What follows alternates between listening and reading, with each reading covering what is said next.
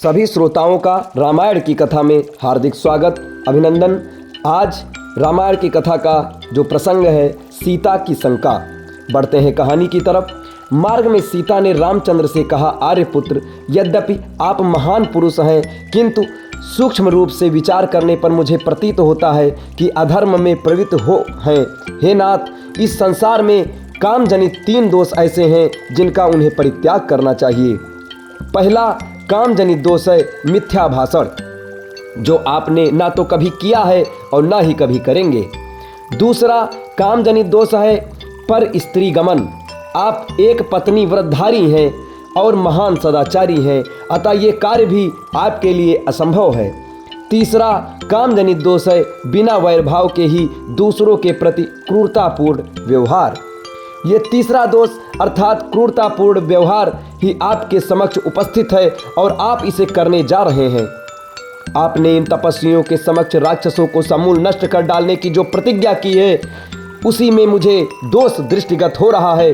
आपके लक्ष्मण के साथ धनुष धारण कर इस वन में प्रवेश करने के कार्य को मैं कल्याणकारी नहीं समझ सकती। मुझे ये उचित नहीं लगता कि जिन राक्षसों ने आपको किसी भी प्रकार की क्षति नहीं पहुंचाई है, उनकी हत्या करके आप व्यर्थ ही अपने हाथों को रक्त रंजित करें। मेरे दृष्टि में ये अनुचित और दोषपूर्ण कृत्य है। महाबाहो, पूर्व काल में किसी पवित्र वन में ईश्वर की आराधना में तल्लीन रहने वाले एक सत्यवादी एवं पवित्र ऋषि निवास करते थे। उनकी कठोर तपस्या से इंद्र भयभीत हो गए और उनकी तपस्या को भंग करना चाहा। एक दिन अयोध्या का रूप धारण कर इंद्र ऋषि के आश्रम में पहुंचे और विनय पूर्वक अपना खड्ग उस ऋषि के पास धरोहर के रूप में रख दिया।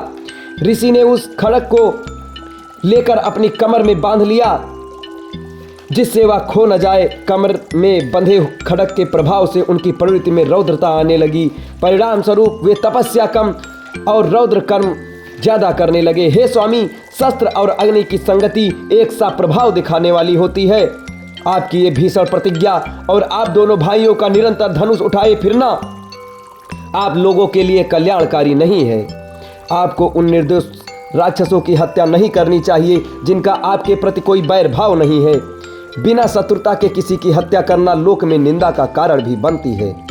हे नाथ, आप ही सोचिए, कहाँ वन का शांत तपस्वी, अहिंसामय जीवन और कहाँ शस्त्र संचालन, कहाँ तपस्या और कहाँ निरीह प्राणियों की हत्या। ये परस्पर विरोधी बातें हैं।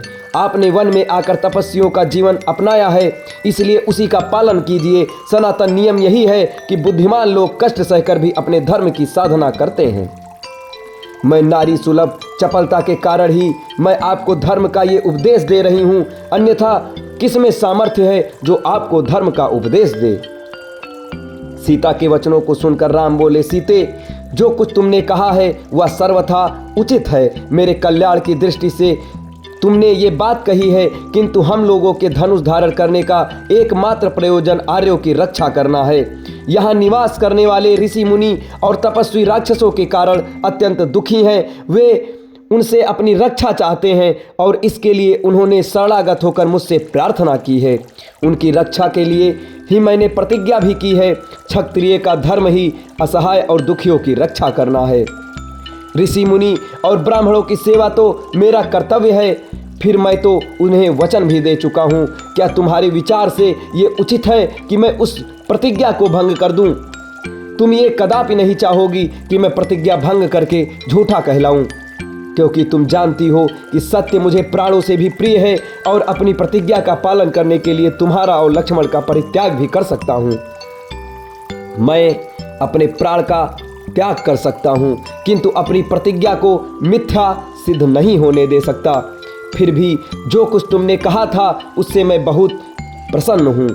इसके पश्चात उन लोगों ने अगस्त्य मुनि के दर्शन के लिए प्रस्थान किया, किंतु उन्हें उनके आश्रम का पता नहीं चल पाया। अनेक ऋषि मुनियों के दर्शन करते तथा वनों में भ्रमण करते हुए 10 वर्ष व्यतीत हो गए। इस अवधि में उन्होंने अलग अलग स्थानों में 1-1, 2-2 वर्ष तक कुटिया बनाकर निवास किया। साथ ही साथ अगस्त्य मुनि के आश्रम की भी खोज करते रहे, परंतु अनेक प्रयत्न करने पर भी उनका आश्रम न पा सके। अंततः वे पुनः सुतीक्ष्ण मुनि के आश्रम में आए और बोले, हे महर्षि, मैं विगत 10 वर्ष से वन में भटक कर महर्षि अगस्त्य के आश्रम की खोज कर रहा हूँ, किंतु अभी तक उनके दर्शनों का लाभ प्राप्त नहीं कर सका हूँ। उनके दर्शनों की मुझे तीव्र लालसा है, इसलिए कृपा करके आप उनके आश्रम में पहुँचने के लिए मुझे मार्ग बताइए। मुनिराज सुतीक्ष्ण ने कहा, हे राम, तुम दक्षिण दिशा में 16 कोस जाओ, वहाँ तुम्हें एक विशाल पिपली वन दृष्टिगत होगा। उस पिपली वन के वृक्ष प्रत्येक ऋतु में खिलने वाले सुगंधि युक्त रंग बिरंगे फूलों से लदे वृक्ष मिलेंगे। उन पर नाना प्रकार की बोलियों में कलरव करते हुए असंख्य पक्षी होंगे। अनेक प्रकार के हंसों, बकों, कारंडों आदि से युक्त सरोवर भी दिखाई देंगे। उसी वन में महात्मा अगस्त्य के भाई का आश्रम है, जो वहाँ ईश्वर साधना में तल्लीन रहते हैं। कुछ दिन उनके आश्रम में रहकर विश्राम करें। जब तुम्हारी मार्ग की क्लांति मिट जाए तो वहाँ से दक्षिण दिशा की ओर वन के किनारे चलना।